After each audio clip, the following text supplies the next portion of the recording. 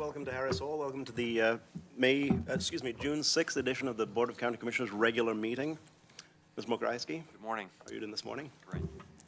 Good morning, Council. Good morning, Chair. All right, we have a really full agenda today, Ms. Mokrajewski. We'll be working a little bit into the lunch break as well. We also have a 10 a.m. time certain. I'm going to check with you right now. The morning agenda, if it pushes beyond 10 a.m., do you think staff has a little bit of flexibility beyond that time certain at 10 a.m.? Yes, I believe so, and I'll verify that. Very good. Okay, thank you for taking care of that item of business. Are there any adjustments to the agenda? No. To the board, I see none. Any emergency business this morning? No. Okay.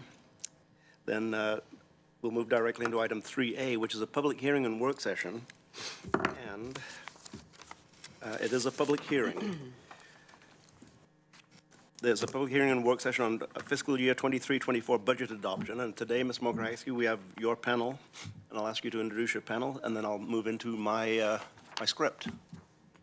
Thank you, Chair. Christine Moody, our budget manager, is here to walk you through the update. And really, today is for the public hearing, and next week will be for the adoption. So I think we do have one update, and I know you have a discussion later today about an item. Primary action today is to hear from the community regarding the now approved fiscal year 23-24 budget. So, Christine, take it away. And if I may, very briefly before you begin, Ms. Moody, for those of you who are here to testify, who are online to testify, typically we have public comment at the start of the meeting. Today we have a budget public hearing, which takes precedence over public testimony. That will follow item 3A and item 4, which will be a statement by the board chair. So, Ms. Moody, thank you. Thank you, Chair Farr, Commissioners. So as noted, this is a public hearing on the approved budget, so the budget that was approved by the Budget Committee back on May 18th. This is the opportunity for the public to come and give comment prior to the board adopting the budget, which, as mentioned, is scheduled for next Tuesday.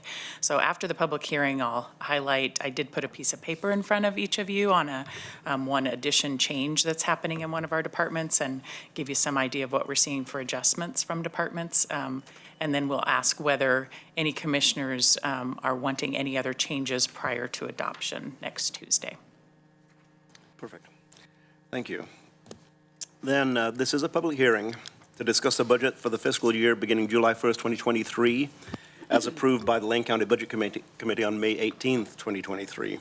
The public hearing is required to be held prior to the final budget adoption under ORS 294.438. Notice of this hearing and summary of the changes will be published as detailed in the public hearing agenda item.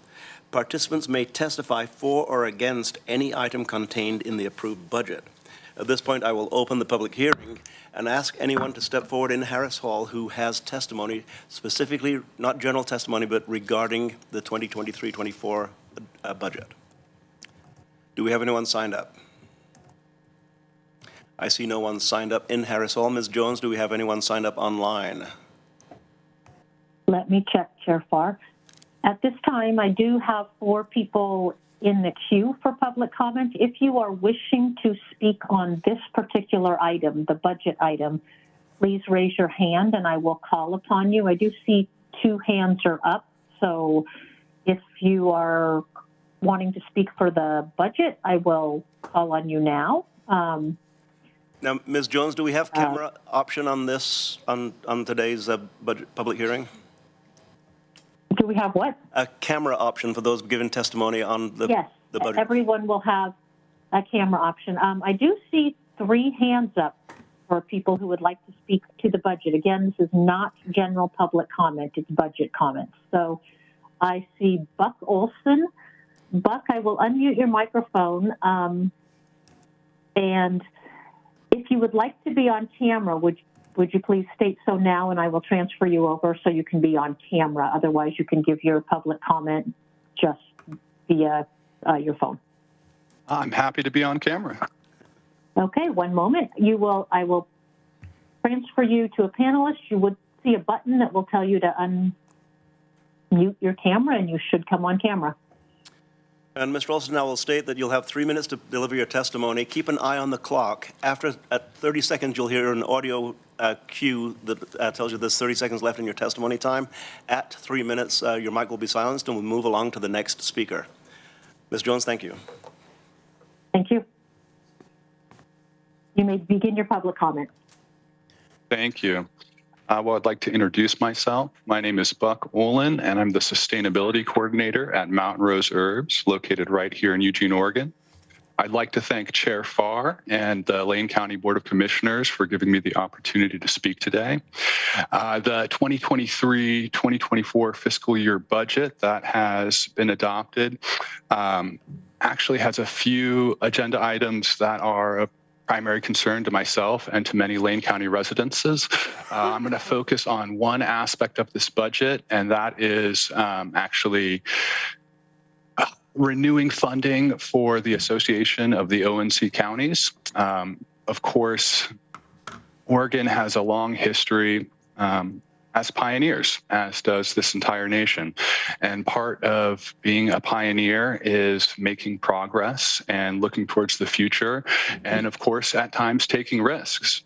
And I'd like to point out that at the time we're currently located in, with the biodiversity crisis pressing down on us, with climate change, an ever-present issue of our times, we really need to invest in opportunities for our community, for our state, of course, for Lane County, to move forward, to begin to invest in infrastructures, in policies that actually solve these issues pressing against our community and our society here today. Spending any money on a membership in an organization like the Association of ONC Counties is really spending money towards the way that we used to solve problems and used to create funding here in Lane County. It's looking backwards. It's looking backwards at the time when forests were abundant, when logging was an essential part of the economy, and unfortunately is a short-sighted effort to maximize profits in the near term that ultimately sacrifices the sustainability and resiliency of our community for the long term. My hope is that this commission and future commissions will make decisions that support, again, the community resiliency and sustainability by investing in things like renewable energy, education, healthcare. And to do this, we need to look for opportunities that don't keep us bound to the extractive practices of our predecessors, and instead lean into innovation.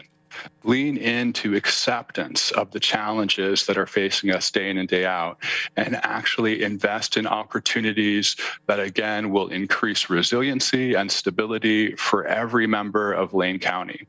I want to thank, once again, the Lane County Board of Commissioners and Chair Farr for giving me this opportunity. Thank you so much. Thank you for your public comment.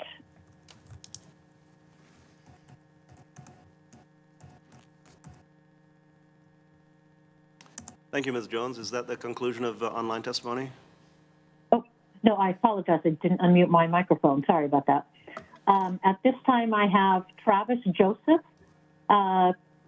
Travis, would you like to be on camera? Yes, please. All right, I will promote you, and you should see a button that will allow you to unmute your camera.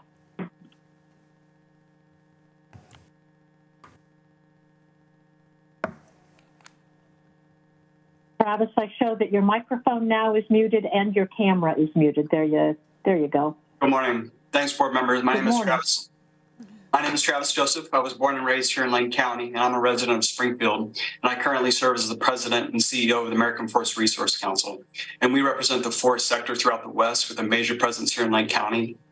In fact, forestry directly supports over 7,400 family wage jobs here in Lane County, which is over 4% of the county's total workforce. And our members are the partners of the Forest Service and the BLM, who help steward our public lands, who help manage our forests, respond to dangerous wildfires, and provide renewable carbon-storing wood products to meet the needs of our communities. But I'm testifying to you today as a Lane County resident and taxpayer, and as a former congressional staffer who worked on forest management and environmental policy for Democrats in Washington, D.C. I was an advisor to former Congressman Peter DeFazio, and I worked for the House Committee on Natural Resources, which has jurisdiction over the ONC lands here in Western Oregon. And I have firsthand experience with the professional work of the Association of ONC Counties, AOCC.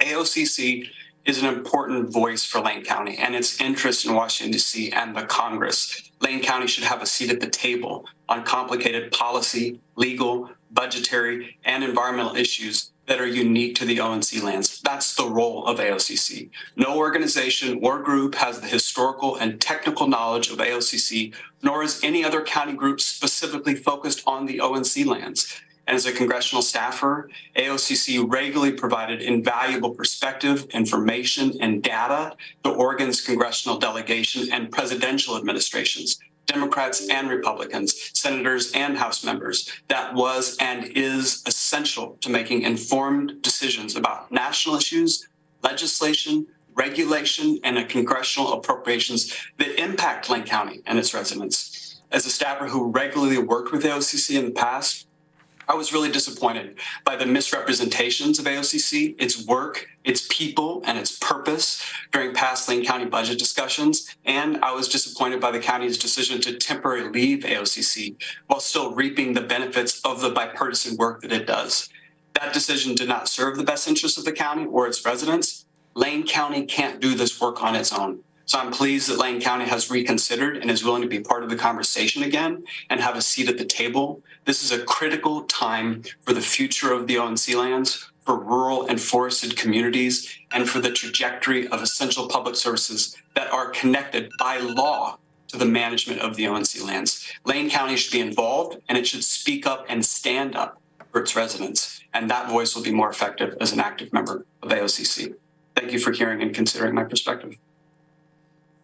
Thank you for your public comment. I do have one more hand raised, Deborah McGee. Deborah, I will unmute your microphone, and will you please let me know if you would like to be on camera? I would love to be on camera. Thank you, Diana. Okay, I'm going to change your status, and you should see a button where you can unmute your camera.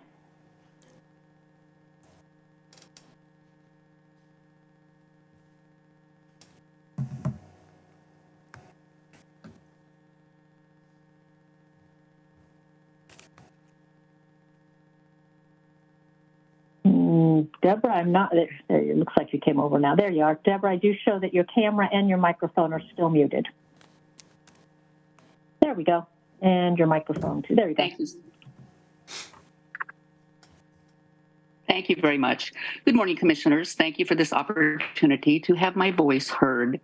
My name is Deborah McGee. I've lived rurally in Lane County for 40 years. I participated in a transparent public process 4 years ago that included a robust community conversation that resulted in the Board of Commissioners removing Lane County from the AOCC. There were a number of reasons the previous board voted to withdraw. One reason was that there's no evidence that the AOCC is helpful to the citizens of Lane County. Another reason was that the AOCC is a trade organization for the timber industry, a lobbying group promoting more logging in our forests. The AOCC's goals are incongruent with the climate action goals that our county has embraced. And why did you vote to rejoin? Where is your evidence that the $80,000 in taxpayer money to the AOCC does any good for Lane County, that it brings in more evidence? If you have the evidence, let's see that evidence. Be transparent, be open with the public. Otherwise, your reversal of a policy that Lane County citizens participated in and supported the board in making leaves me wondering what your real motivation for rejoining is. You don't seem able to quantify the financial benefit of joining, so I wonder, who does it really benefit? I object to you using my tax dollars to join a timber trade association that does not support my goals and values and the goals and values of many Lane County residents.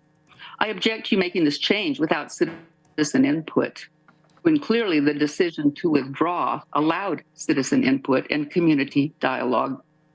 In the past, I have consistently voted to support Lane County's decisions and asks for financial support, but I do not like it when you spend my hard-earned tax dollars and give me and the entire community no voice in those decisions, and you don't even allow my representative to participate in a robust conversation. Instead of the usual process, which should be involving facts, data, a clear-eyed look at all sides of the issue, you do a little quickie surprise vote. So I'm starting to see how you work, and it makes me wonder why I would want to continue to support your requests for money. Thank you. Thank you for your public testimony. I do have one more hand raised for this item, so one moment, and I will, let's see, Penelope Kazmarek. I will unmute your microphone, and if you would let me know if you'd like to be on camera, I will add you to camera as well. I see you're unmuted. Would you like to be on camera, Penelope? Are you able to hear me all right at this point?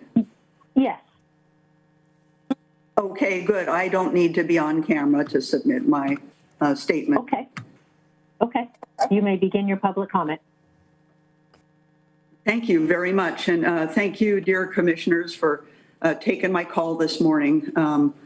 I do appreciate it, and I also appreciate the hard work I know we all do to take care of Lane County residents and protect the quality of life here. I'm a lifelong Oregon resident, a long ago U of O graduate, and a happy grandparent of 3 little ones whose parents have chosen Eugene as the place to live for the reasons all of us know Eugene is an exceptional place to live. This morning, I'm happy to skip my exercise class for the opportunity of having your ear. My aim is to urge you, please, on behalf of all of the residents of Lincoln County, to please consider continuing the county's commitment to not funding the AOCC group. As of today, Eugene's drought monitor registers this area abnormally dry, and despite the memorable rain of March and April, we're just on the margin of drought conditions, a 75 on a scale of 1 to 100, with 100 being extreme drought. As of today, the county stream flows, according to Eugene's closest ranked gauge, register 85 on the drought indicator scale. It's still spring, and we're well into drought conditions here. I mention this as it has become clear and been evidenced by clean, unbiased research from institutes such as Oregon's College of Earth, Ocean, and Atmospheric Science. Rapid plantation-style logging, as is predominantly practiced by Oregon's large-scale timber operations, and which characterizes the present.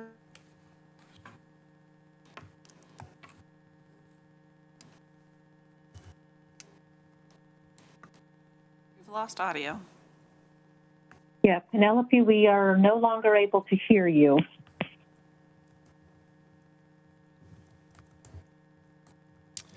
And thank you, Ms. Jones, Penelope, for managing the online Are you queue. still there? Penelope, I don't know if you can hear us, but you might want to move your phone or something. We seem to have lost your audio. Thank you, Ms. Jones. We'll move along. Thank you for managing the online queue. Is that everyone signed up online? That is everyone, all the hands raised for this particular item, yes. Now I'll ask in Harris Hall, does anyone in Harris Hall wish to provide public testimony regarding the 2023-24 budget? Seeing none in Harris Hall, I will close the public hearing. And I'll mention this to you, Ms. Moody, that the AOCC, Association of ONC Counties, is not included in the budget that we're receiving testimony on today, I don't believe. It was brought up as a Budget Committee item, and the Budget Committee deferred to the Board of County Commissioners to make that decision. So no vote, no affirmative vote has been made yet to rejoin Association of ONC Counties. So we granted a little bit of latitude, allowing the testimony which was predominantly toward Association of ONC Counties, which is actually no part of the budget that we are considering this week. So, very good. Then I see no place on my script for remonstrances or comments from the board. Should we have a place for that, or? I don't Did I know just that we mess up? typically have that in the public On hearings. public hearing, provide the following. Typically, that's after you close the public hearing, you're hearing from and then you're free to make other comments. Okay, then I will look to the board for comments. Vice Chair Trieger. Thank you, Chair. Good morning, everyone. Thanks for being here. Good morning, Ms. Moody. Just a quick note to my colleagues and a heads up. We have a little bit of an unusual process specifically with our Human Services Commission as part of the Human Services Division budget, wherein they review, the HSC reviews a budget, and the order of operations, if you will, this year and the timing of that, as well as the exceptional workload in that division, staffing transitioning to different roles, the governor's all in. There's been a lot of churn and conversation and challenge in that division. And so for anyone that read to the level of detail in the Human Services Commission budget, just a flag that there may be some adjustments made as we continue to work through that process and adjust to staff in new roles, new members of the Human Services Commission. So there may be some minor adjustments in a supplemental around the allocations pending some more conversations at the Human Services Commission. Thank you. Thank you, Vice Chair. Further comment from the board? Commissioner Laval. Yeah, Chair, thank you. Thank you for all coming. Thanks for the online people testimony. It's great to hear your voice about this critical issue. I'm hearing a lot of 1990s kind of talking points, so I just want to put one talking point out there. I've spent a lot of time investigating and looking at hands-on treatment of our lands and forests, from public lands to private to large timber industries to independent little mom and pops that own 30 acres. And this last week, I toured the Holiday Farm Fire again with the Lane County Farms and Forest Families group. And something that was really striking I'd like to share with you, the Holiday Farm Fire is a model for principles of practice that the AOCC and like timber mines reflect. They hold the government accountable for responsible and sensible stewardship of forest lands. There was over 250 square miles of timberland that was burned like by a hot nuclear furnace on the Holiday Farm Fire. And to see that destruction is something that is overwhelming. It literally burned away 12 inches of topsoil. It was so hot. So you see some of the roots of the trees still exposed that lasted throughout that blast. And I saw firsthand that the timber industry is coming to rally to protect the Mackenzie watershed. Now, these people are coming to plant trees, to restore the lands that were burned, so that rain runoff and erosion and all that doesn't put silt in our own Mackenzie water system. Our Mackenzie water system is the purest water system on the planet. And for you to learn about that would be something that would really be helpful, because the partnership of the watershed and the timber industry is insurmountable and critically important. And if you want to talk about the people who are really the environmentalists, I would rally to say the timber industry is our best environmentalists. To date, Weyerhaeuser, Justina Resources, and Timber private companies have planted almost 9 million trees in the last year. 9 million. I mean, I can't even think about 9 million of anything, let alone the actual workforce and labor it takes to go out there and actively restore lands that were burned that severely for the future of our watershed in generations to come. The timber companies and partner citizen farmers have aggressively sought to restore this area now, like already planting 9 million trees, like I said. This will not only sequester a gargantuan amount of CO2, Chair, because... Point of order. we are not talking to the item that's in front of us. And I have granted the latitude for the public testimony regarding this particular item, so I'm going to allow you to continue, Commissioner. Thank you, Chair. These trees will sequester a gargantuan amount of CO2. Growing forests are the ones that sequester the amount of CO2 that help our overall CO2 goals. Old growth timber trees are illegal to harvest. We can't harvest anything over an 80-year-old tree, and they sequester less CO2 than a growing forest.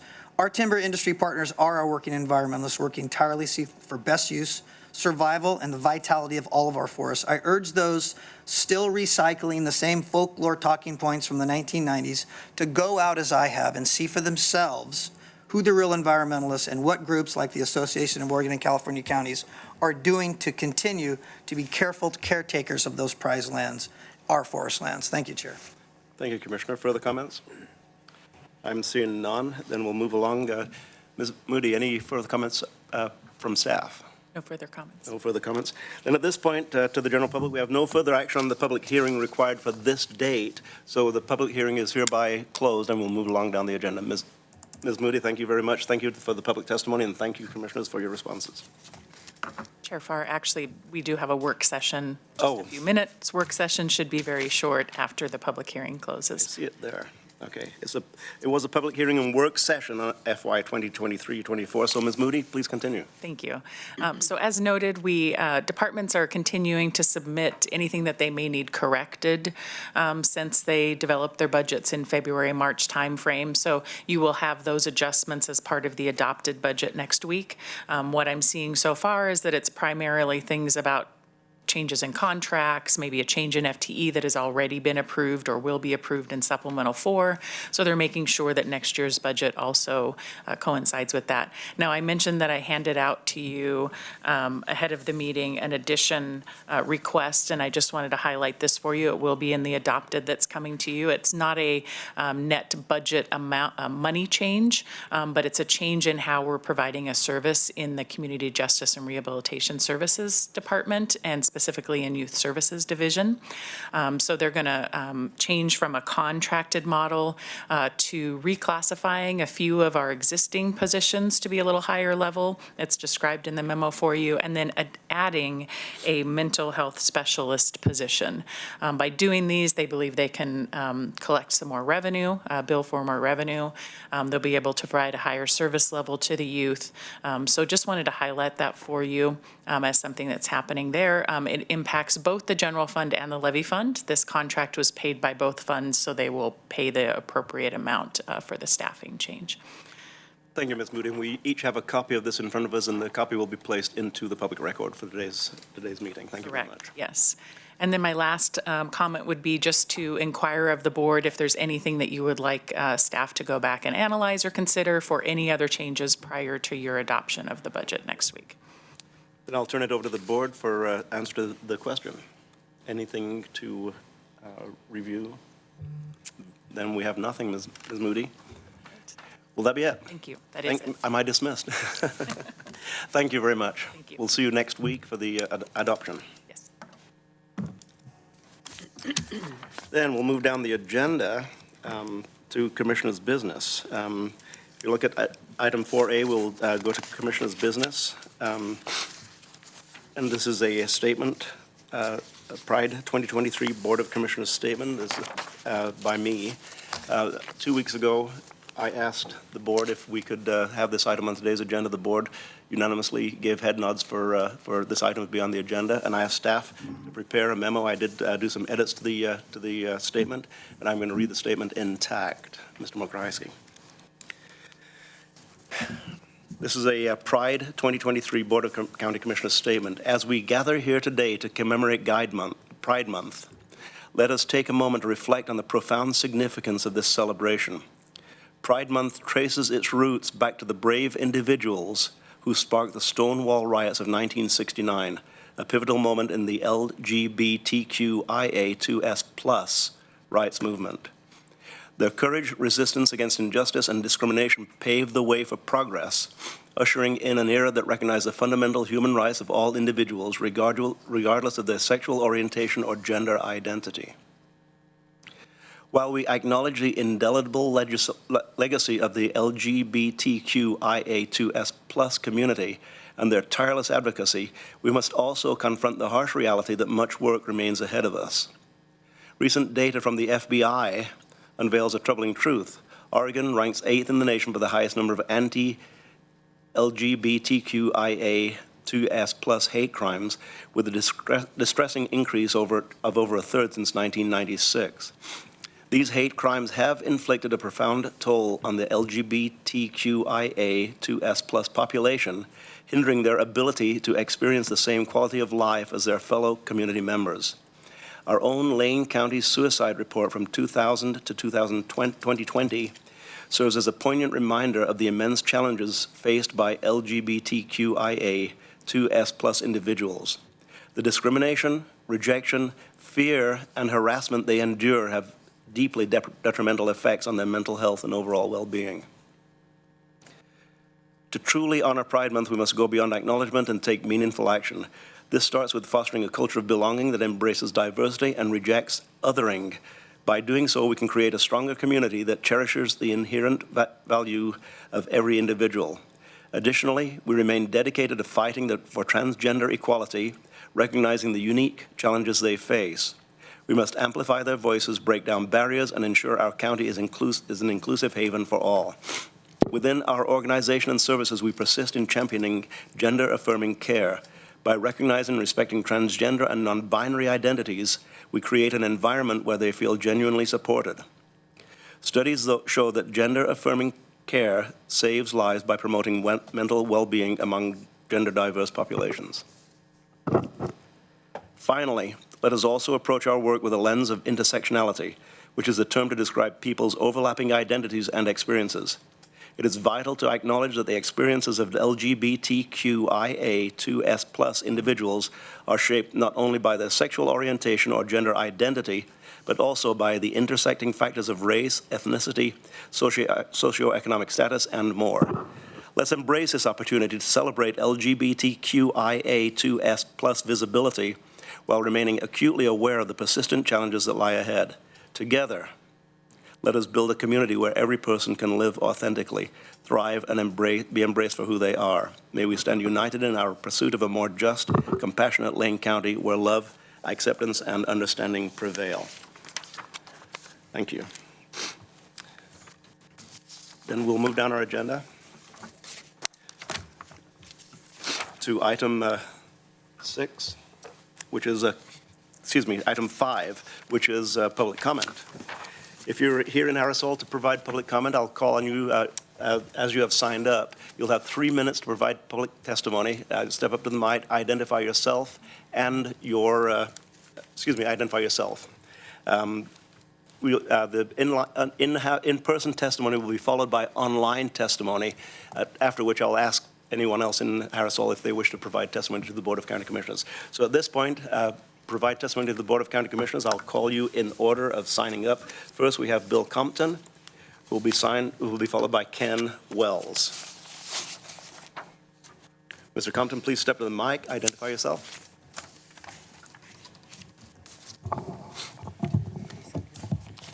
And I will remind you, you'll hear an audio at 30 seconds. Yes, thank you. 30 seconds remaining. Well, good morning, and thank you for allowing me back again. I so appreciate your service to the citizens of Lane County. It's been phenomenal to be a part of this last several meetings. So I want to begin by giving you a word of encouragement, positive word of encouragement. First of all, I want to let you know that I'm a part of an organization called Cornerstone Leadership Concepts, and they've allowed me to be a speaker and a life coach. And so I'm so excited about the life I see here in this leadership group. I want to begin by sharing with you something that I was reminded of by the life coach that has been my best friend for years. Amazing man. And he shared there are 4 pillars to quality legacy leadership. The first is character. The second one is competency. The third is consistency. And the last is courage. I ask you to be courageous. I ask you to be men and women of character, looking to what the Lane County residents have asked you to support. And so I would ask you to consider the seeking of stable long-term funding for Lane County Sheriff's Office. I want to say thank you, Vice Chair Trieger. Your powerful, articulate call to action to solve this ongoing challenge, not problem, but challenge, was phenomenal. I listened very carefully several times. You're to be commended. I thank you for your compassionate response, Chairman Farr. And I thank you for your passionate appeal to a particular methodology. I would ask that you understand that debate is one of the great and wonderful freedoms we have as Americans. Having walked the streets of Moscow and Minsk, as I have talked about before, there is no debate. But here, you have opportunity to debate, to seek the wise counsel and the gifts and stewardships of a great administrative team. And so again, I applaud you for calling for a group effort, a collaborative effort. But remember, there's courage in debate. And there needs to be, as was shared, true facts, quantifiable. And so I ask you, as leaders of this community, civil leaders of this community to be men and women of integrity, men and women of courage, and the administrative staff to continue to be those who are serving with competence and consistency. Thank you very much for allowing me to enjoy the time the last several sessions. I look forward to seeing you again. Thank you. And thank you, Mr. Compton. Next is Ken Wells, followed by Melinda Preciado.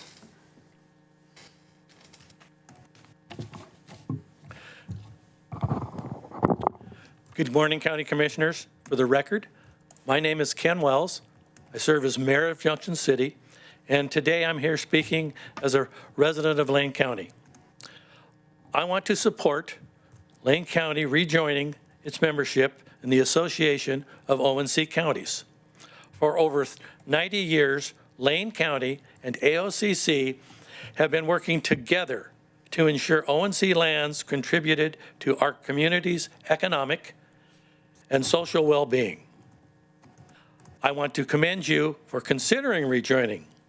This conversation is something that only counties with ONC lands can participate in, and they have one shared voice in AOCC. Only 18 counties in the United States qualify to join in a shared voice. Cities and special districts, such as fire districts, cannot join, but are benefited from your participation. Membership contributes to the economic stability of our local communities and supports vital public safety and other essential services. As a member of AOCC, gives the county a more effective voice on issues relating to the management of the ONC forests lands and have resulted in millions of dollars generated for the county's finances. As you know, the dollars received from AOCC efforts go directly into the general fund, which can be used as directed by Lane County. Years ago, Lane County used to share revenues with its cities and special districts. It ensures the county is working proactively with the state and federal partners as a number of issues that affect our communities and us as citizens. It is essential for the county to deliver quality public services. These revenues can only help sheriff's deputies on the road. They also support other items like education and public health. Lane County's involvement in AOC will help ensure these revenues are available for the county to meet the basic needs of all of our citizens. Thank you for this opportunity to speak this morning. Thank you, Mr. Wells. Next is Melinda Preciado. Melinda, Ms. Wheelchair Oregon Preciado, thank you for joining us today, who will be followed, by Chandra Lague.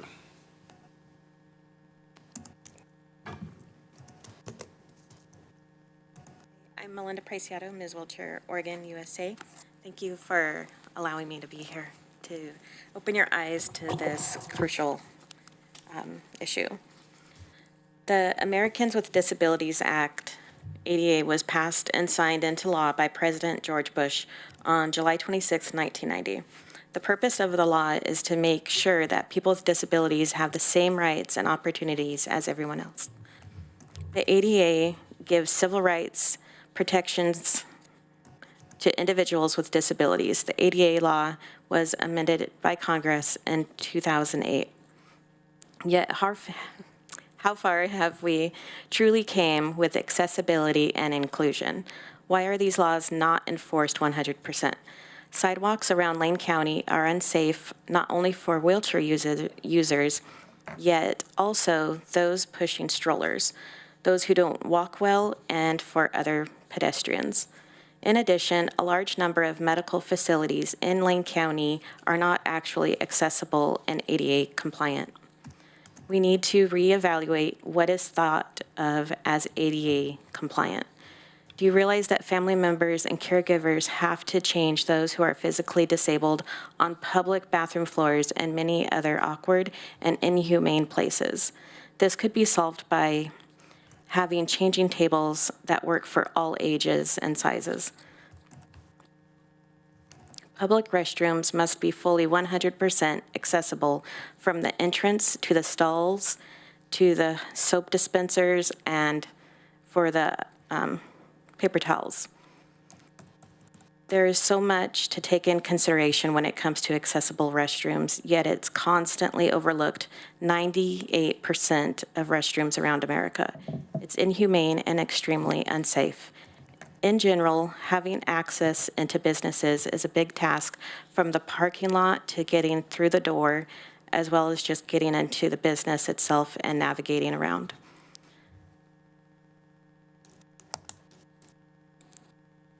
Once getting into the business, it can be a huge challenge just to literally navigate around inside, and sometimes literally impossible.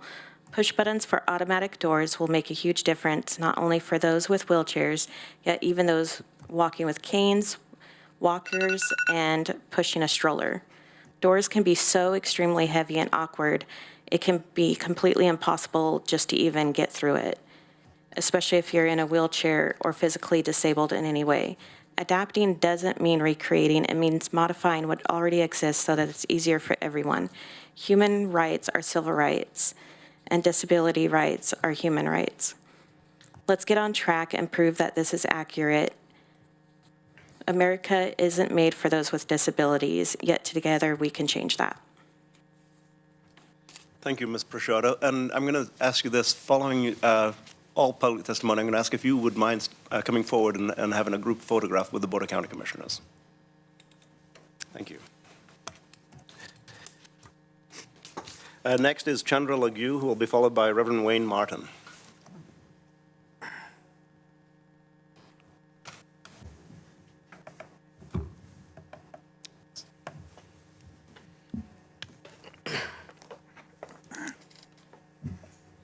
One more. Do we all? Okay. We'll squeeze together. On now.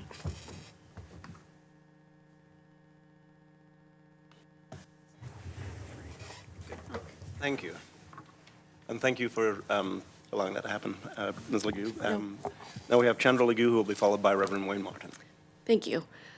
Chair Farr, commissioners, and county staff who are here. My name's Chandra Lague. I'm a resident of the South Eugene District, and I work for the nonprofit environmental advocacy organization Oregon Wild. On behalf of Oregon Wild and our Lane County supporters, I'd like to offer the following comment on the proposed action on today's meeting agenda. Later on, it seems there were different readings of the agenda today and how that process is happening. I'm rejoining the Association of ONC Counties and allocating general fund dollars for dues to this organization in a supplemental budget. In 2019, the Lane County Board of Commissioners made the wise budget and policy decision to end the county's membership in AOCC. Until then, Lane County's annual budget included spending roughly $80,000 in dues, in addition to money for the organization's litigation fund. Dues paid to AOCC were used to advocate for increased logging on public lands in Oregon and against important environmental policies supported by many Lane County residents, including litigation against expansion of the Cascade-Siskiyou National Monument in Southern Oregon, one of the region's most biodiverse and favorite recreation areas. These policies by AOCC came despite a growing body of scientific evidence and legal precedent, not from the 1990s, that ONC forest lands are worth more standing, providing clean water, wildlife habitat, and climate change mitigation instead of just timber. In the 20 years that I've worked in Lane County advocating for these ONC lands, I've consistently found that the people of our county love spending time in protected forests, waterways, and wild places, and support the restoration of forests and watersheds degraded by past logging and associated activities. I believe it's clear that the future of Lane County's economy does not lie with increased harvest of ONC lands or further erosion of environmental laws as supported by AOCC. Instead, Lane County should focus on supporting the protection and recovery of our natural resources damaged by the logging practices of the past, including things like restoring the Holiday Farm fire area, so that it can provide its citizens the quality of life that helps attract people here. While my organization's main concerns with AOCC are associated with its advocacy for eroding environmental laws, as a Lane County taxpayer, I am also concerned about funding an advocacy organization that, despite requests for change, continues to be incredibly opaque. And quite frankly, there are a lot of other places where general fund dollars would be better spent. I hope you do not vote to rejoin this organization. Thank you. Thank you, Ms. Legui. Reverend Wayne Martin is the last person signed up in Harris Hall.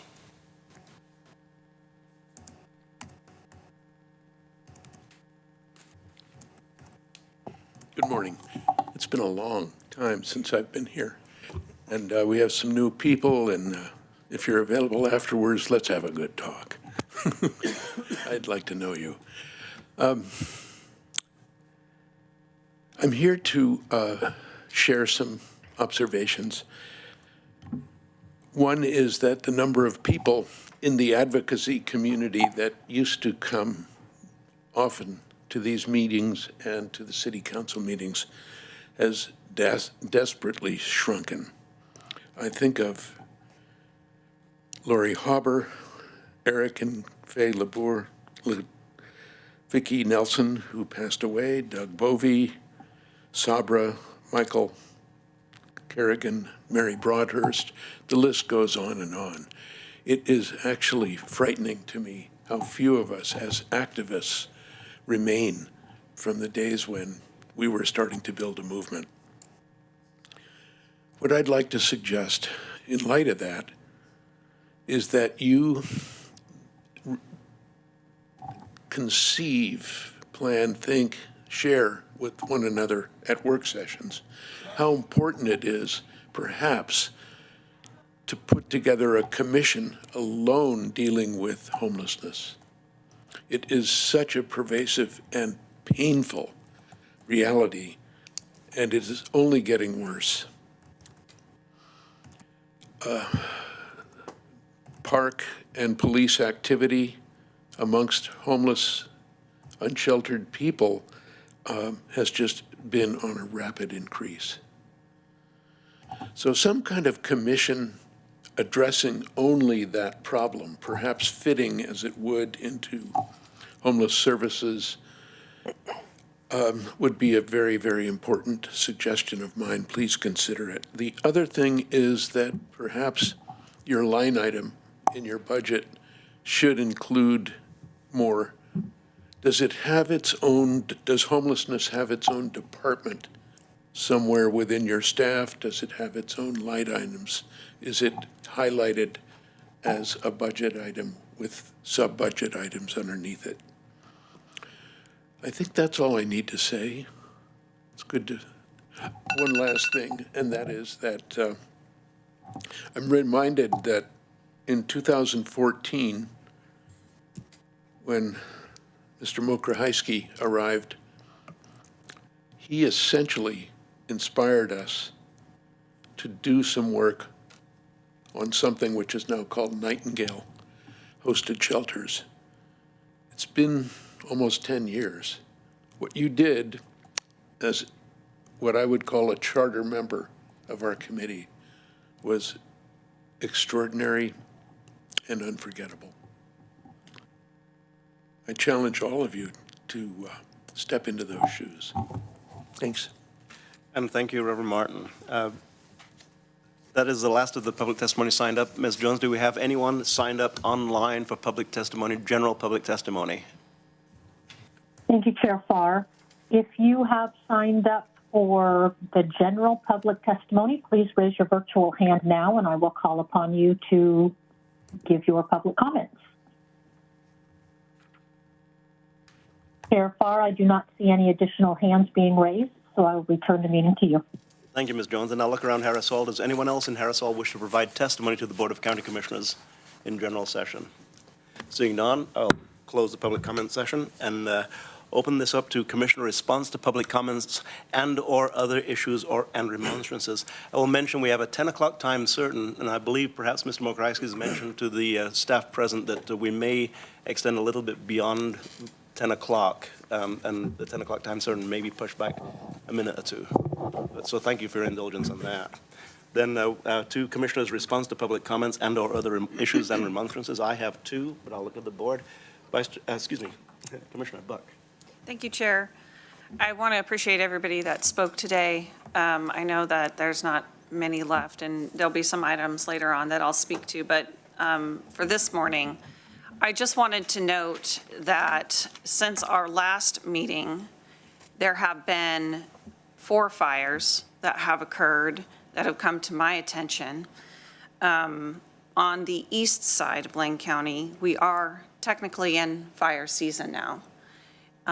It is robust, people are on top of it, but it is early. It's very early. It feels like we had summer at least an entire month early. We've already had the sheriff put up a level 2 evacuation in the East District. So I want people to pay attention, especially those in the Wildland-Urban interface.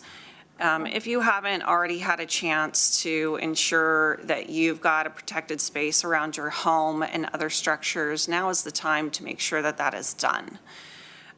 We are probably going to be hotter and drier earlier this summer than normal. And as was spoken earlier, we do have drought in our area. Luckily, it's not as bad as it was in past years, but it's still there, and it still is going to take a toll on our landscape. This is something that I'll be paying attention to, as I do every year.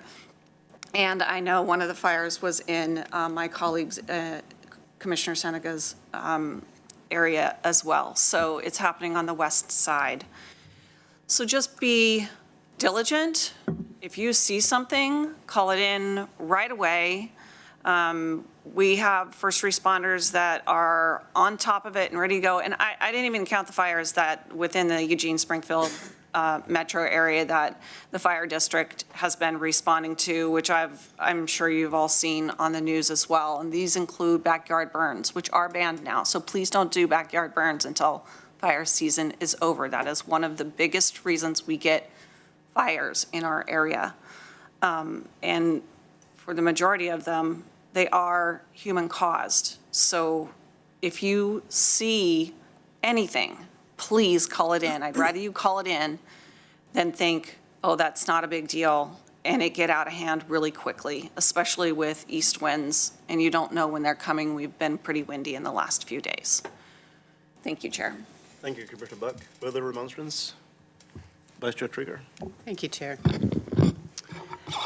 I will be brief as we have folks waiting. I want to thank Mr. Compton for your kind words and for being here multiple weeks in a row.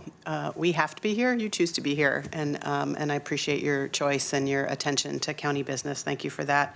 I'm sorry Ms. Wheelchair Oregon left. I just want to appreciate her attending. It's not lost on me that her testimony was around improved access and particularly automated doors, and we don't have that for this meeting room. And so I very much appreciate her bringing that to our attention and all of her important advocacy. Wayne, are you still here? There you are. It's really good to see you. We can catch up offline. I would love to fill you in. There is so much happening, and it's so instructive that someone who is paying as close attention and has been for so many years as you doesn't see the full breadth of the county's approach and response to houselessness, but also all of the work we do to prevent folks from becoming unhoused. And so I would be happy to catch up with you individually about that and the work of the Human Services Division and our housing work, and specifically to your suggestion of a commission working on that issue. We are currently doing some evaluation of reorganizing and restructuring our Human Services Commission and our Poverty and Homelessness Board. And one of the options available that under consideration is exactly that, is focusing the energy specifically on that one topic and then restructuring the other work. So there are folks specifically working on anti-poverty measures, particularly looking at budget around human services funding. So thank you for adding to that conversation. And finally, in the interest of time, I want to appreciate our chair for asking to set time aside and for the putting together of that really powerful and important statement around Pride. But really, I heard it not just as a statement around Pride, as a month that we set aside in recognition, but around a really critical civil and human rights issue. And so later, when we get to Commissioner's business, I'll be asking for support to really codify that statement and consider a resolution that goes into the record as policy naming the values and our commitment as an organization and as policymakers to doing all we can for my community.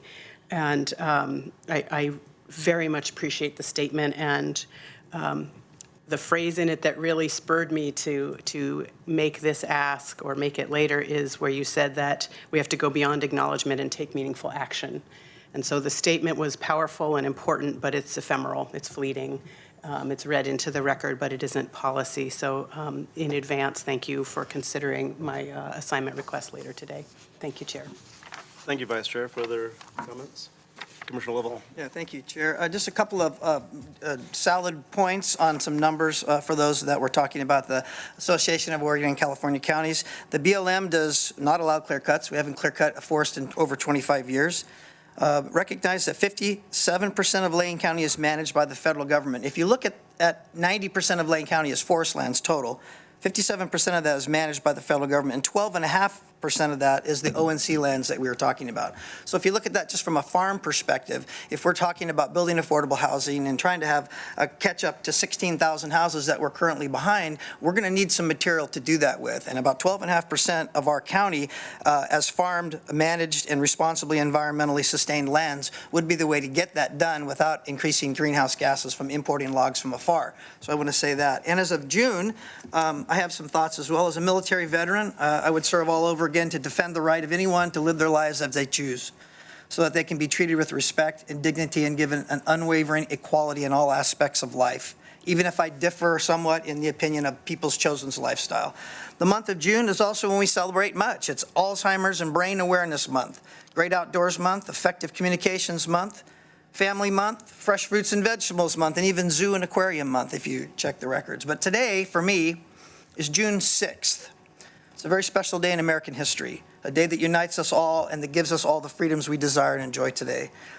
In 2004, I stood on the beaches of Normandy in a trip I made over there some 60 years after it was overwhelmed with the input and the invasion of D-Day. I stood there emotional, visualizing young men storming the beach to be slaughtered by thousands under the cool, frothy surf that was tainted by their own blood. It was the blood where Americans joined together to battle evil. This is what I'll fight for every time. For good to triumph over evil. For men and women to have the freedom to live their lives as they wish, without me being decider of class, judge, or jury of behavior.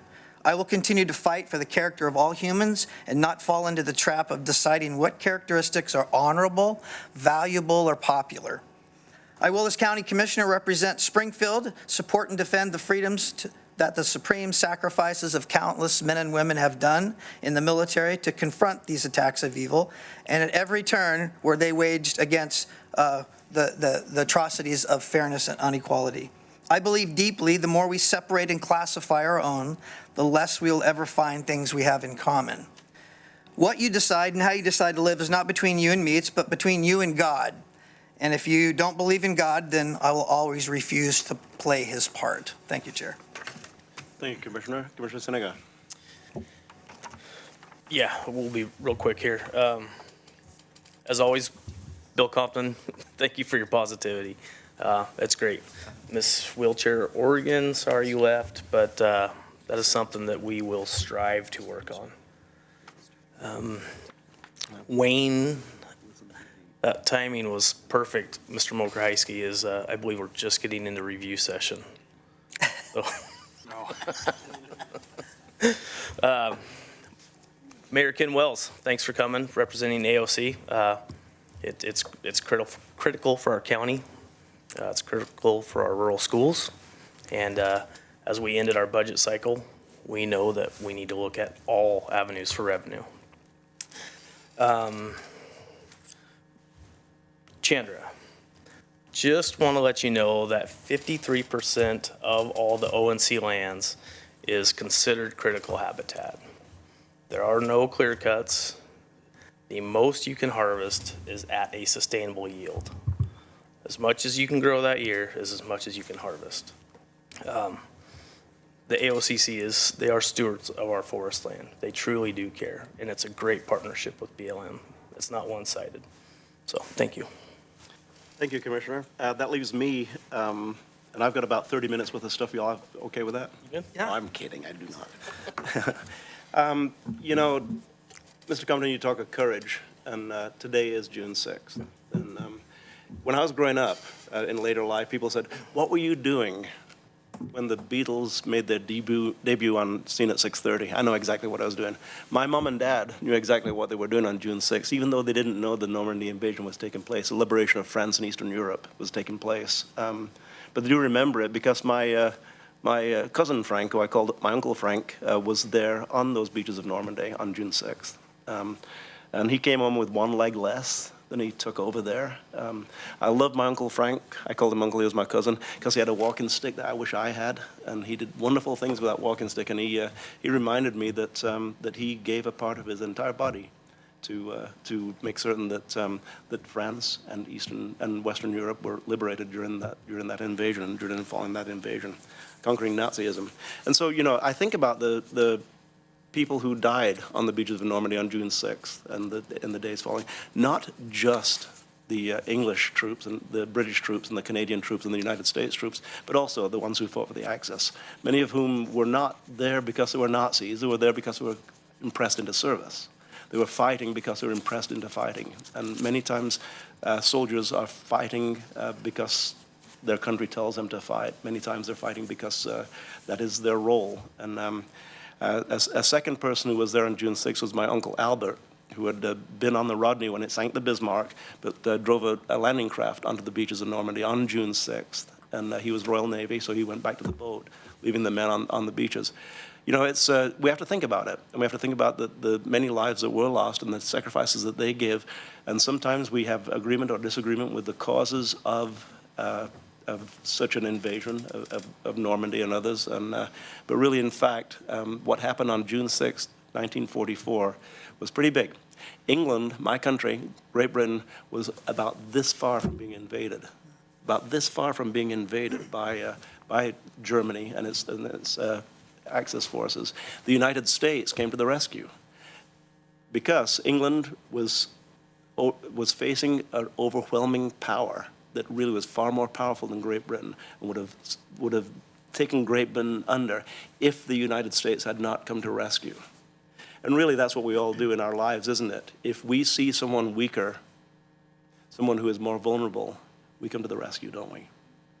Let's think about that today, coming to the rescue of those among us who are more vulnerable than we are. The second thing I wanted to mention is a great man who passed away this week, Neil Van Steenbergen. Neil Van Steenbergen, I first met him in 1995. He was on the City of Eugene Human Rights Commission. And Neil was in his early 90s when he passed away this week. Couldn't tell it because he was very, very active. When he was 78 years old, about the time I first met him, he cycled the world. Wow. 78 years old, Neil Van Steenbergen. So God bless you, Neil. You're in my thoughts, my prayers. Thank you. And the very last, Reverend Martin, you're still here? Nope, looks like you left. But Mr. Mokrais, he mentioned you, Nightingale, specifically. You found 3 different places for Nightingale to exist, temporary places, before it found its permanent location, which is on about 24th and Hilliard. Nightingale is today a model community where people who were formerly homeless are living in a governed environment, in a very safe environment. You know, Wayne Martin mentioned that you were integral in that. You were, Steve. You stepped forward. You offered land. You made that happen. You helped provide what is a model community that other communities have been modeled, have been patterned after. So thank you again for that. That concludes remonstrances, and we'll move along to the consent calendar. Mr. Mokrajewski, following consent calendar, item 8A is the discussion of the Association of ONC Counties, but we also have folks waiting for our 10 a.m. time certain. Do you see any issue with us postponing 8A until after the 10 a.m. time certain is concluded? I'd suggest you take 8A and 8B and move them to after the time certain, and I've spoken with Mr. Adams, and he's certainly willing to accommodate that. Excellent. Then I will, we have before us a consent calendar. Which is item 7 on the agenda. The consent calendar is considered as a single item by the Board of County Commissioners. If any item had been if separate discussion had been required for any item, it would have been pulled from the consent calendar and would have entertained it in separate discussion. If you wish to view the items that were considered by the Board of County Commissioners before placing this and allowing it to stay on the consent calendar, click on View Material. You'll see the entire packet that the Board of Commissioners has considered. With that, do I have a motion? Vice Chair Trieger. Chair will move approval of the consent calendar for Tuesday, June 6, 2023. Second? Moved by Vice Chair Trieger and seconded by Commissioner Lovell. Today's consent calendar. Discussion to the motion. I am seeing none. All those in favor, please say aye. Aye. Passes unanimously. Then we'll move directly into our 10:06 time certain. Tongue in cheek.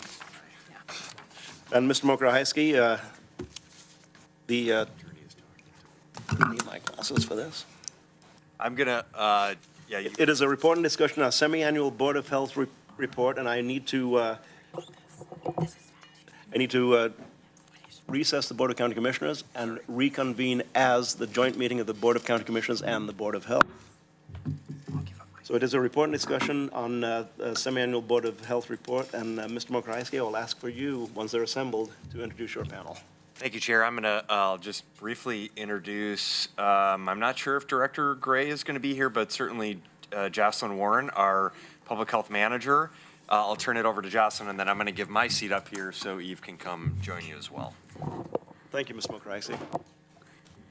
Thank you, Chair Farr, Vice Chair Trieger, and Commissioners. We're really happy to be here today to present our quarterly Board of Health report. I am joined by two of our epidemiologists in public health. I want to also acknowledge that Catherine Carvelli is also in the audience, as well as Dr. Pat Ludke here to support us. Very happy, and Kachina Idman. We have a big group here today. Very excited. We're bringing to you today a sort of updates on basically our community health improvement plan metrics. So I'm going to turn it over to Jennifer Webster and Sadie Barata. And I will advance your slides for you. Just let me know. Thank you. Good morning, Chair Farr, Vice Chair Trieger, and Commissioners. I'm Sadie Barata. My pronouns are she, her, and I'm the epidemiologist for the Prevention Program in Public Health. And first, I want to acknowledge that Lane County is located on the Kalapuya Ilahi, the traditional indigenous homeland of the Kalapuya people. Following treaties between 1851 and 1855, Kalapuya people were dispossessed of their indigenous homeland by the United States government and forcibly removed to the Coast Reservation in Western Oregon. Today, Kalapuya descendants are primarily citizens of the Confederated Tribes of Grand Ronde and the Confederated Tribes of Siletz Indians. And they continue to make important contributions to their communities, to Oregon, and to the world, even though the history of genocide still affects them to this day. Also, in acknowledgement of Pride Month, I want to say thank you, Commissioner Farr, for your statement and reiterate that one way to work towards a healthier and happier community is to make our community safe for people to be their authentic selves and love who they love without fear of hatred and harm. Thank you, Sadie. I'm Jennifer Webster. I'm the epidemiologist with the Community Partnerships Program at Lane County Public Health. And the purpose of our presentation today is to share some of the baseline indicators for our Community Health Improvement Plan and show how they are tied to Lane County's strategic plan while demonstrating the importance of addressing structural and social determinants of health as part of the implementation of both plans to improve overall community health. And I also want to appreciate the Pride statement this morning because I think it is an illustration of a first step towards addressing some of those structural determinants. Our community health assessment, known as the CHA, and our community health improvement plan, known as the CHIP, is conducted by a collaborative partnership between Lane County Public Health, Lane County's two coordinated care organizations, or CCOs, Trillium and Pacific Source, Peace Health Hospital, and United Way of Lane County. This collaboration is formally branded as Live Healthy Lane. This work relies on community involvement and engagement for collective impact, and we can only be as successful as we are willing to share our power. Next slide. Our CHA-CHIP process is on a 5-year cycle because both public health and the coordinated care organizations are required by OHA to complete a new assessment and develop a community health improvement plan every 5 years. Our last CHA was completed in 2019, and the CHIP was approved a little bit late in 2021 due to the pandemic, putting us in the implementation phase. We are currently working on an evaluation to report on our progress towards the CHIP priorities. Our current CHIP has 3 priorities. listed out here. As they are connected, we have one goal, which is to create the community conditions necessary to promote behavioral health and physical wellness across the lifespan for all people in Lane County. Outlined in the CHIP are also 4 strategies to help us reach that goal. In 2021, a committee of Live Healthy Lane partners and community representatives came together to develop the indicators for measuring progress on the CHIP. And today we're going to walk through some of those indicators to demonstrate alignment with the county strategic plan as we illustrate the importance of structural and social determinants to overall health in the community. And just before we dive into the actual indicators, I just want to highlight that these are baseline data from 2019. And as Sadie mentioned, we are in the process of updating those data. The indicators were also chosen specifically to measure progress after 5 years, so we would not really expect a lot of change in those indicators at this point in time. And with the COVID-19 pandemic, we actually expect that many of these indicators will have worsened because of those impacts. And also just to highlight, these is just what we are sharing today is just a selection, but all of the indicators are available with information about where the data come from on the website. Strategic Priority 1 in the Lane County Strategic Plan highlights one of the key social determinants of health, income and income inequality. Many indicators of health have a strong association with income level, with health outcomes improving as income levels improve. There is also significant evidence that communities with greater income inequality, extreme differences between those with the most wealth and those with the least, experience poorer health outcomes for all people. One health area where financial stress and poverty can take a huge toll is in mental health. There is ample evidence that those experiencing financial hardship experience greater levels of stress, which can lead to poor mental health outcomes, and those poor outcomes can be intergenerational, impacting not only the adults experiencing the financial hardship, but also impacting the children and the youth in that family. Data from the Oregon Behavioral Health Behavioral Risk Factor Surveillance System show a number of disparities in mental health among Lane County adults. Younger adults under age 35, adults with less than a bachelor's degree, adults reporting one or more disabilities, and adults with an income below 100% of the federal poverty level report the highest rates of poor mental health. There has been an alarming trend of worsening mental health among youth in Lane County, the state, and nationally since 2015. While the pandemic certainly did not help, it is also not the root cause of declining mental health.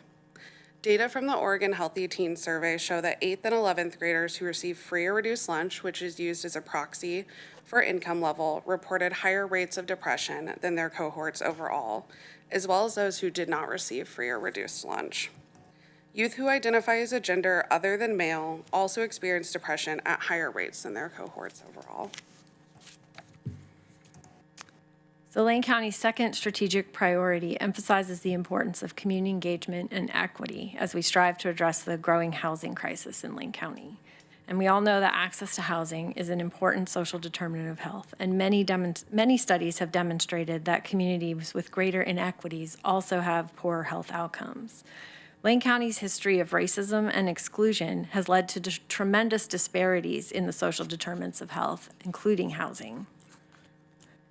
Here we see the stark inequity in home ownership based on race and ethnicity in Lane County, with white households living in owner-occupied homes at a higher rate than the county overall, and households of every other race and ethnicity living in owner-occupied homes at a lower rate than the county overall.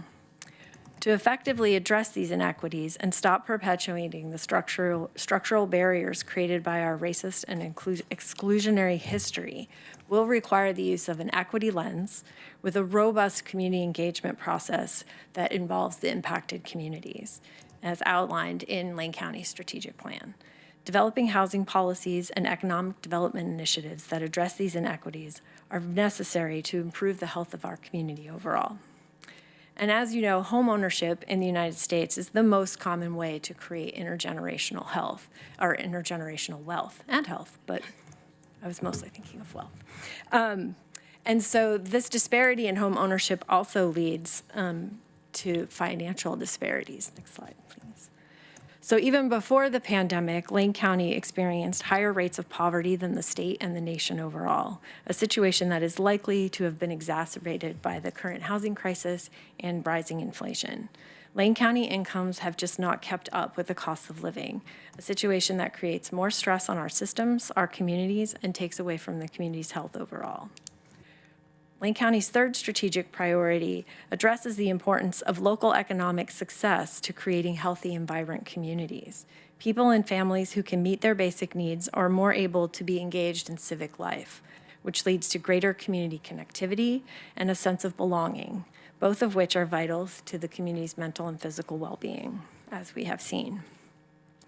Also, in a much more direct way, people and families who struggle to meet their basic needs often forego seeking health care, which means they are more likely to experience poor health outcomes. Median household income for all racial and ethnic groups in Lane County fall far short of the income needed to support a family. However, white households in Lane County report median income at a higher rate than the county overall, while Indigenous and Asian households report having lower incomes than the county overall.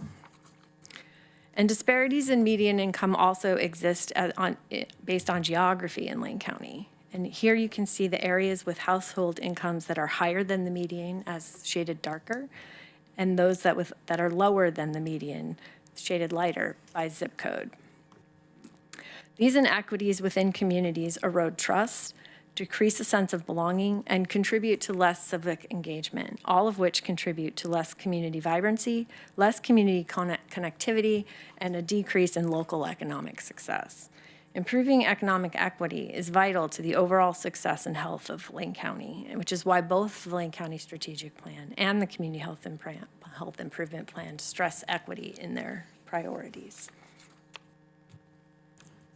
Despite the challenges of COVID, we have made progress on the CHIP, which we are detailing in our earlier mentioned progress report. We have a steering committee that is focused on implementing the CHIP in our community, as well as increasing our community's knowledge of the CHIP. The steering committee partnered with Siuslaw Vision and Be Your Best Cottage Grove to complete the Rural Health Equity Pilot Project.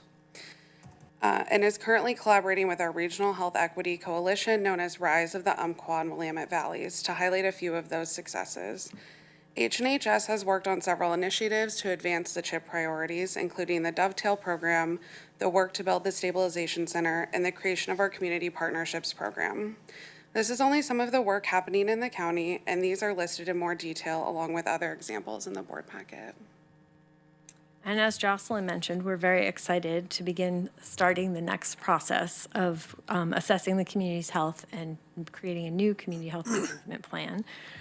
We are super excited that the framework that we have been using since 2010 has been undergoing a major revision in the last few years, the mobilizing for action through planning and partnership, which we chose because of its robust community engagement process, is actually building more on those community engagement processes and has a very strong equity focus. And so we're excited to begin working with our community partners and with you in the next few months and years as we build the next community health improvement plan. And then we're happy to take questions. Wow. And we have many of the slides that you provided today, we do have in our presentation that anyone can access online. So thank you very much. So we'll move forward into discussion and questions from the Board of County Commissioners. Dr. Warren, I'm sorry. Do you have anything you need to add? No, we can turn it over to you for questions. Thank you. Very good. Then we are open for questions. I have a couple myself and a bit of a statement, but I'll look around the board, see if I have to go first. I don't have to go first. Commissioner Buck. Thank you, Chair. You had mentioned near the end there regarding the Rural Health Equity Project. Can you expand on that just a little bit more? Yeah, with Be Your Best, I actually can probably send you some more information. I wasn't part of that project. That was prior to my time here. That would be great. Thank you. But I'd be happy to do that. Thank you. I am aware of Be Your Best, and I get updates from them, so I'm not sure if it's the same update. But part of rural health equity to me is our expansion into that area of mobile response and a Kahoot-style health response in that area. This kind of borders on your report today, but if there's any update on that, I'd also like to hear that too. I can take that one because some of the work, most of the work is happening in other divisions. So in terms of mobile crisis response, Dr. Gishohi is leading up a group looking at how we accomplish the what's now a directive, which is phenomenal from the OHA. We hope that it will be fully funded here in the next budget cycle in order to assure that we have access to mobile crisis for all residents in Lane County. So right now, the services that we have available are in Eugene, Springfield, and Western Lane, mostly Florence, but a little bit outside of Florence into the Mapleton area in coordination with the sheriff. But we need to modify those services a little bit because we can provide a supplemental briefing to the board if that is desired. Thank you.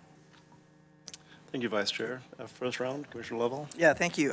Just kind of response on some of the things about what the ONC does and what they do for us economically. In 2022, the AOCC staff was able to recover a little over $1.6 million that the BLM incorrectly sequestered at 5.7% from the fiscal year of 2021. Secure Rural Schools payment was in turn distributed to all the ONC counties. Lane County received an additional $239,766 as a result of those direct efforts. So if you're looking for just one item on an ROI, return on investment of taxpayer money of $80,000, that's not a bad return. Secondly, in 2023, just recently also, they worked with the BLM on a discrepancy with an appraisal for a timber sale in Lane County, and by adjusting the appraisal, which the AOCC discovered, the ONC counties will potentially receive an additional $400,000. So when you're looking for an agency that's looking out for your best interest and to make sure you get the money that is due you by the law, by the Association of Oregon Counties arrangement with the federal government, this agency is one of those guys that doesn't let any rock go unturned. In fact, in 2016, the AOCC filed a lawsuit against the federal government about its management plans. And we're seeing a lot of those management plans mismanaged for us, go up in flames along with other instances and climate issues and all that kind of thing. But it's a contributor to the fires is the mismanagement of our forests. The DC court has ruled that the BLM management plan is not in compliance with the ONC Act. So the federal government not only is not keeping up with their word, they're also not keeping up on their management of our forests that all of us are crucial to our environment and our enjoyment as citizens. Thank you, Commissioner Lovell. And I'll take just a couple of quick things, and in the first round, I'll go to you, Commissioner Buck.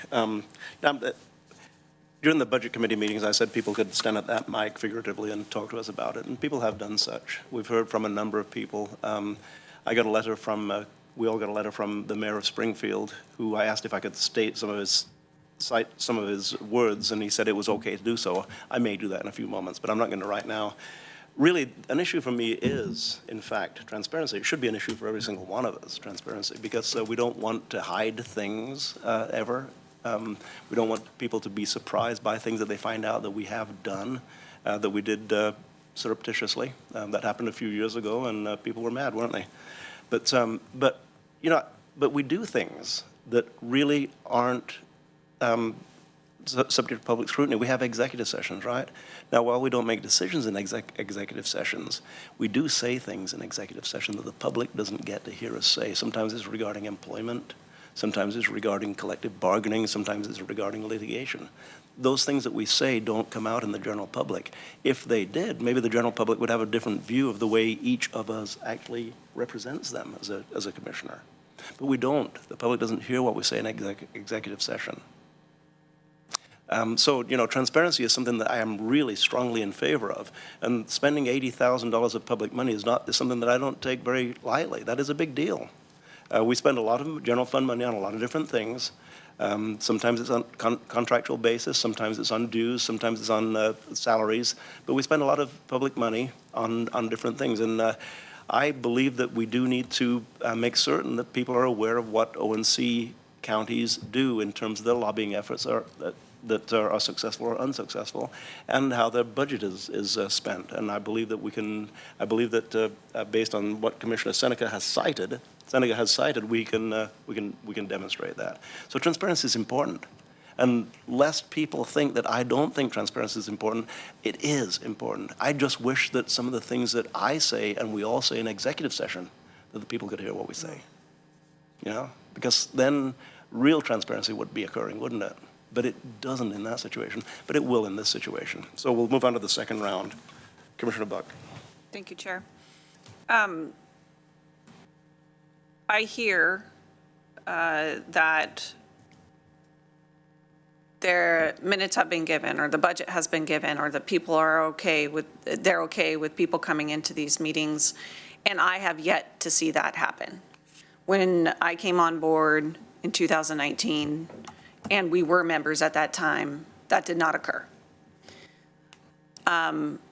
So it can be claimed, but I have yet to see it in reality happen. And that's where my concerns come from. And although I will not be voting for this particular item, I will await to see if that really happens. And as noted, they will have executive sessions to talk about what litigation they want to be involved in.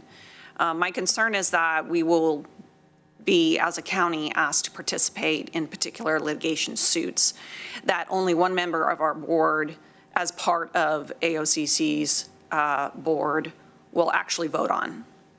And I will also just note Commissioner Traeger's concern on what that litigation is and how we, as a board, if we are asked to participate in that litigation, that we, as a full board, are the ones that are going to be involved in understanding what that is, what the ask is, and what it means as a participant in those cases. Thank you, Chair. Thank you. Then I'll just go in the second round myself for one quick thing. You know, we have membership in different boards as individual county commissioners, and we do trust the commissioners' vote on one board, on the board. I get a vote on MWMC. I don't ask you all how I should vote. I vote on MWMC, you know. I vote on MPC. Don't ask you all how I should vote. I vote on MPC. Since 1995, I voted on Human Services Commission. I don't anymore, but I didn't ask particularly how to vote. That's not the way it generally works. We don't seek, but we trust the member that we put on the different boards and commissions that we're on. Association of ONC Counties, we're in the process of determining who's going to be our member of the board on the ONC, Association of Oregon Counties. Well, what does that board do? Well, one action that it took a few years ago is it fired the executive director, and only one member of the Lane County Board of Commissioners had any discussion about firing that executive director of AOC. Now, how much do we pay to AOC annually? Chair Farr, it's approximately $80,000. Yeah. So you know, I mean, so really, I think it's kind of a red herringish kind of argument that we're having here regarding the transparency and one vote, et cetera. And really, the return on the investment is something that we need to take a look at. And my vote ultimately is going to be based upon, do we get what we pay for? I am going to say what Mayor Van Gordon has asked. Mayor Van Gordon said, while it is vital to county services, it is also significant to communities like Springfield, Oregon. Effective management of ONC lands has contributed millions to our communities and created family wage jobs. We need Lane County's involvement in the AOCC to ensure our needs are reflected at the state and national levels. So, you know, we have different opinions, and sometimes it's just an opinion, sometimes it's a fact, and sometimes it's stated as a fact when it's not actually a fact. And sometimes some people believe it when they shouldn't believe it because it's not the truth. So the fact is, do we get a return on the investment? I believe we do, and that's where my vote is going to lie on this particular item when the order is brought before us. Further discussion. Then we have before us an order. It's order number 23-06-06 and number 06. That is the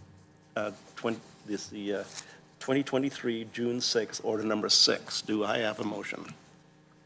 Chair, I'd like to move that we approve Order 23-06-06-06 in the matter of rejoining the Association of ONC Counties and remitting membership dues. Second. Moved by Commissioner Lovell, seconded by Commissioner Senega. Order 23-06, Discussion to the motion. I see no discussion, then I will call for the vote. All those in favor, please say aye. Aye. Opposed? No. Passes 3-2 with Commissioners Buck and Vice Chair Trieger voting no on reinstatement to Association of ONC Counties. Mr. Morrisey. Very You're up. briefly, just a quick elections update, and then we'll have the final, final elections update next week. Today is the deadline to cure a signature challenge. Currently, there are 785 challenge ballots that can be cured and counted. The dashboard that our elections team has put together will be refreshed to reflect the updated challenge and cured numbers tomorrow after we've received all those cured ballots today and those have been processed. Elections results will be published tomorrow and will include all cured ballots. The final official election results will be published next Monday, June 12th, and the dashboard will be updated to reflect final returns at that time.